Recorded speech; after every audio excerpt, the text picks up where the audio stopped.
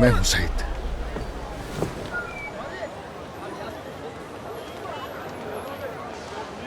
आजा।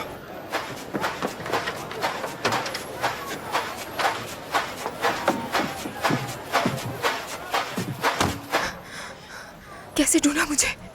मैंने तुम्हें तुम्हारे घर वालों के साथ देखा, फिर तुम्हारे बाबा को देखा उन लोगों के साथ। बाबा ने मुझे फिर बेच दिया। इंसान की फितरत कभी नहीं बदलती। तुम्हारे बाबा वैसे ही हैं। लेकिन इस बार लगा सब ठीक हो जाएगा।